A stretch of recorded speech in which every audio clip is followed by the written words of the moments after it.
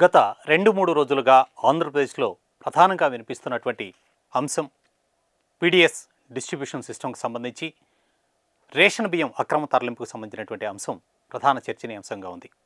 ప్రభుత్వం అధికారంలో ఉన్నటువంటి పెద్దలే దీనికి సంబంధించినటువంటి విమర్శలు తీవ్రస్థాయిలో చేస్తూ ఉన్నారు. సాక్షాత్తు డిప్యూటీ సీఎం పవన్ కళ్యాణ్ అక్కడ జరుగుతున్నటువంటి అక్రమాలపై ఆగ్రహం వ్యక్తం చేసినటువంటి సందర్భం ఉంది. అయితే ఇదే సమయంలో ఆంధ్రప్రదేశ్లోనే కాదు దేశవ్యాప్తంగా ఈ పీడీఎస్ సిస్టమ్కి సంబంధించినటువంటి విషయాన్ని మరోసారి సమీక్షించుకోవాల్సినటువంటి పరిస్థితి ప్రస్తుతం జరుగుతున్నటువంటి సంఘటన రుజువు చేస్తోంది. 1960స్లో ఆ రోజు ఉన్నటువంటి ఆహార కొరత కారణంగా ఏర్పాటైనటువంటి పరిస్థితుల్లో ప్రజలు ఆహార భద్రత కోసం ఏర్పాటు చేసినటువంటి ఈ పబ్లిక్ డిస్ట్రిబ్యూషన్ సిస్టమ్ ఆ తర్వాత క్రమంగా రూపాంతరం చెందుతూ వచ్చింది. 77 వరకు రెవెన్యూ బోర్డులో అంతర్భాగంగా ఉన్నటువంటి ఈ పీడీఎస్ సిస్టమ్ ఆ తర్వాత నుంచి స్వతంత్రంగా వ్యవహరించడం మనకి కనిపిస్తుంది. అయితే పబ్లిక్ డిస్ట్రిబ్యూషన్ సిస్టమ్ ఎందుకు ఏర్పాటు చేశారు, దీని లక్ష్యాలు ఏంటి అనే దానికంటే కూడా ఇప్పుడు జరుగుతున్నటువంటి పరిణామాలు మరింత ఆశ్చర్యం కలిగించేటివిగా కనిపిస్తూ ఉన్నాయి. పేదలు ఆహార భద్రత విషయంలో ఎక్కడ ఇబ్బంది కలగకూడదు, అందరికీ ఆహార భద్రత కల్పించాలని ఈ బియ్యం పంపిణీ వంటిది ఏర్పాటు చేశారు. కానీ అధికారిక లెక్కల ప్రకారమే గ్రామీణ ప్రాంతాల్లో కేవలం 30% మంది, అదే అర్బన్ ఏరియాల్లో 10% మంది మాత్రమే ఈ పంపిణీ చేస్తున్నటువంటి బియ్యాన్ని వినియోగిస్తున్నారు. అంటే మొత్తం కలిపి 40% మంది మాత్రమే రేషన్ బియ్యాన్ని ఉపయోగిస్తున్నారు అనేది అధికారికంగా కనిపిస్తున్నటువంటి లెక్కలు. మిగిలినటువంటి 60% బియ్యాన్ని ఎక్కడికి తీసుకువెళ్తున్నారు, ఏం జరుగుతోంది? ఆహార భద్రతా చట్టం 2013 లక్ష్యంగా ఏర్పాటు చేసినటువంటి ఈ సిస్టమ్ దుర్వినియోగం అవుతుంది అని చెప్పడానికి ఎంతకంటే సాక్ష్యాధారాలు కూడా లేవు. నిజానికి 2013లో దీన్ని టార్గెటెడ్గా ఏర్పాటు చేసిన తర్వాత ఈ పథకం మరింత దుర్వినియోగానికి ఆస్కారం ఏర్పడింది. ప్రజా పంపిణీ పేరుతో ఈ బియ్యాన్ని ఎక్కువ మంది అక్రమంగా తరలించడానికి దోహదం చేసేటువంటి అంశాలు ఒకటి కాదు, వరుసగా చెప్పుకుంటూ పోతే పదుల సంఖ్యలో మనకి కనిపిస్తూ ఉన్నాయి. వినియోగిస్తున్నటువంటి వ్యక్తులు కేవలం 40% లోపే ఉన్నారని ప్రభుత్వం చెబుతూ ఉంది. రాష్ట్రంలో చూసినట్లయితే ఆంధ్రప్రదేశ్ మొత్తం ఉన్నటువంటి కుటుంబాల సంఖ్య 1,68,00,000 అనేది అఫీషియల్ ఫిగర్స్. రేషన్ కార్డుల సంఖ్య 1,48,00,000. అంటే ఈ వేరియేషన్ కేవలం 20 లక్షల మంది మాత్రమే, 20 లక్షల కుటుంబాలకు మాత్రమే రేషన్ కార్డు లేదు అనేది వాస్తవం. నిజంగానే ఇంతమంది ఈ పేదరికంలో రేషన్ బియ్యం తీసుకొని మాత్రమే కుటుంబాలను గడిపేటువంటి పరిస్థితి ఉందా అనేది ఒకసారి విశ్లేషించుకోవాలి. ఇక బీపీఎల్ ఫ్యామిలీకి సంబంధించినటువంటి విశ్లేషణను కూడా ఇక్కడ తీసుకోవాలి. గ్రామీణ ప్రాంతాలలో 10,000 లోపు ఆదాయం, అదే పట్టణ ప్రాంతాలలో 12,000 లోపు, అంటే నెలకు 12,000 లోపు ఆదాయం ఉంటేనే రేషన్ కార్డుకు అర్హులు అని చెప్తూ వస్తున్నారు. నిజానికి గ్రామీణ ప్రాంతాలలో 10,000 రూపాయల వరకు కొంత అంటే వాళ్ళ బ్రతుకు తెరువుకి ఉపయోగపడుతుందేమో, కానీ అర్బన్ ఏరియాకి వచ్చేప్పటికీ 12,000తో ఒక కుటుంబం గడవడం ఈరోజు ఉన్నటువంటి పరిస్థితుల్లో పెరిగినటువంటి ఆర్థిక మాంద్యం, ఈరోజు పెరిగినటువంటి ధరలు, కేవలం ఉల్లిగడ్డలు కొనాలంటే కూడా ఈరోజు 60-70 రూపాయలు ఖర్చు చేయాల్సినటువంటి వాతావరణంలో 12,000 రూపాయల ఆదాయంతో వాళ్ళు ఎలా ఉంటారు? సో దీనికి అవకాశం లేదు కాబట్టి అక్రమదారుల్లో అందరూ రేషన్ కార్డులు కావాలి అని చెప్పి ప్రభుత్వం నుంచో లేదా అధికారానికి సంబంధించినటువంటి వ్యక్తుల ప్రోద్బలంతో రేషన్ కార్డులు సంపాదించుకోవడం, ఈ రేషన్ కార్డులను తీసుకోవడం అనేది జరుగుతుంది. ఇక ఈ ప్రజా పంపిణీ వ్యవస్థలో భాగంగా రేషన్ ఇస్తున్నటువంటివన్నీ కూడా తీసుకువెళ్ళి చాలా కుటుంబాలు రేషన్ తీసుకోకుండానే అక్కడ ఎవరైతే డిస్ట్రిబ్యూటర్ ఉన్నారో ఆ డిస్ట్రిబ్యూటరే 10 రూపాయల నుంచి 12 రూపాయల వరకు కిలోకు ధర కట్టి అక్కడ లబ్ధిదారులకు చెల్లిస్తున్నటువంటిది కనిపిస్తూ ఉంది.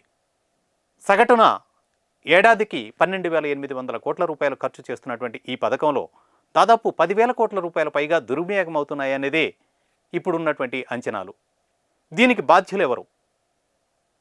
ప్రభుత్వాలు మారుతూ ఉండొచ్చు, ప్రభుత్వంలో ఉన్నటువంటి వ్యక్తులు మారుతూ ఉండవచ్చు, కానీ జరుగుతున్నటువంటి అంటే వ్యవస్థీకృతమైనటువంటి ఈ లోపాన్ని మాత్రం సరిదిద్దే దిశగా ఎలాంటి ప్రయత్నాలు జరగలేదు. పవన్ కళ్యాణ్ కాకినాడ పోర్టుకి వెళ్ళినప్పుడు జరిగినటువంటి సంఘటనలు, అక్కడ ఉన్నటువంటి ఒక షిప్ను పరిశీలించడం, ఇవన్నీ కూడా అందులో అక్రమంగా తరలిస్తున్నటువంటి రేషన్కు సంబంధించినటువంటి అంశాలు ఇప్పుడు ప్రస్తావనకు వస్తున్నాయి. అయితే ఇదే సమయంలో వైసీపీకి సంబంధించినటువంటి నేతలు చేస్తున్నటువంటి ఆరోపణలను కూడా ఇక్కడ పరిగణలోకి తీసుకోవాలి. పట్టుకున్నటువంటి బియ్యం అక్రమంగానే, వాస్తవం అక్రమంగా తరలింపుకు సంబంధించినటువంటి ఒక షిప్ను పట్టుకున్నది నిజమే, కానీ రెండో షిప్ను ఎందుకు వదిలేశారు అనేది వాళ్ళు ప్రశ్నిస్తున్నారు. నిజంగానే 2 షిప్పుల్లో అక్రమంగా తరలిస్తూ ఉన్నట్లయితే దీనికి కూడా ప్రభుత్వం సమాధానం చెప్పాల్సినటువంటి పరిస్థితి మనకి కనిపిస్తూ ఉంది.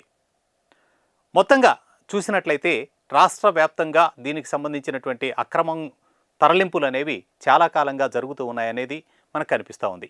కాకినాడలో కొన్ని రైస్ మిల్లులు లేదా కొన్ని గోడౌన్లోనే సాటెక్స్ మిషన్లు ఏర్పాటు చేశారు. అంటే మిల్లుల్లోనే ఏర్పాటు చేసినటువంటి మిషన్ల ద్వారా వాటిని పాలిష్కి తరలించడం, అలాగే ఈ బీర్ వంటి తయారు చేసేటువంటి సంస్థలకు వాటిని సరఫరా చేయడం, కొన్నింటిని ఇతర రాష్ట్రాలకు తరలించడం, పాలిష్ చేసినటువంటి బియ్యాన్ని తరలించడం వంటివి ప్రస్తుతం వెలుగులోకి వస్తున్నటువంటి అంశాలు.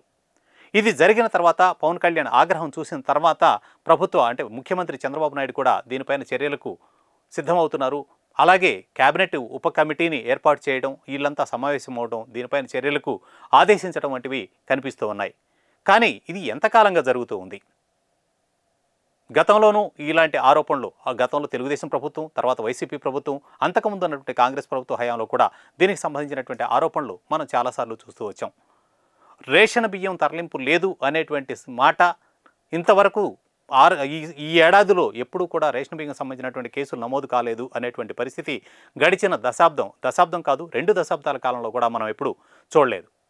ఇలాంటి పరిస్థితుల్లో అసలు ఈ రేషన్ బియ్యం పంపిణీ అవసరాలు ఉన్నాయా, టార్గెటెడ్ డిస్ట్రిబ్యూషన్ సిస్టమ్ అవసరమా అనేది ఒకసారి విశ్లేషించుకోవాల్సినటువంటి పరిస్థితి ఉంది.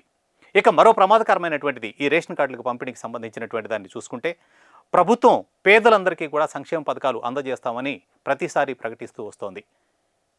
ఇది వాస్తవం కూడా. కానీ పేదరికాన్ని ప్రాతిపదికగా తీసుకొని వాళ్లకు అన్ని సంక్షేమ పథకాలు అమలు చేస్తున్నటువంటి వాతావరణం ఎప్పుడూ కనిపించదు.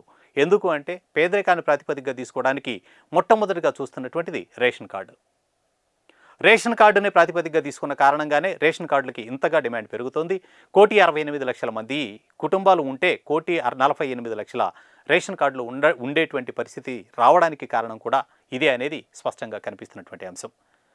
సో రేషన్ కార్డును ప్రాతిపదికగా చేయడం తప్పితే మరొక మార్గం లేనటువంటి పరిస్థితి అటు ప్రభుత్వాలు కల్పించడం వల్లనే రేషన్ కార్డులకి ఈ డిమాండ్ పెరుగుతూ వచ్చింది. ఇంకొక ప్రమాదకరమైనటువంటి అంశం, రేషన్ కార్డుకి అలాట్ చేసినటువంటి బియ్యం కనుక తీసుకోకపోయినట్లయితే వరుసగా 3 నెలలు ఆ బియ్యం తీసుకోకుండా ఉండేట్లయితే అవసరం లేని వ్యక్తులైనా సరే ఖచ్చితంగా తీసుకోకుండా ఉంటే రేషన్ కార్డు రద్దు అవుతుంది అనేటువంటి ఒక హెచ్చరిక.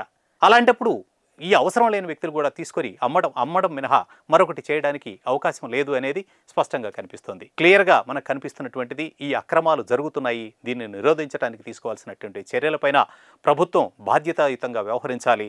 రేషన్ కార్డులు అలాగే బీపీఎల్ ఫ్యామిలీలకు సంబంధించినటువంటి ప్రాతిపదికల మీద మరోసారి సమీక్ష జరిపితే తప్పితే ఇలాంటి అక్రమాలు తరచూ జరగకుండా నిరోధించేటువంటి వ్యవస్థ ఇప్పుడప్పుడే ఏర్పాటయ్యేటువంటి పరిస్థితి కనిపించడం లేదు. ఈ దిశగా ప్రభుత్వం కృషి చేస్తుందని మనం ఆశించాలి.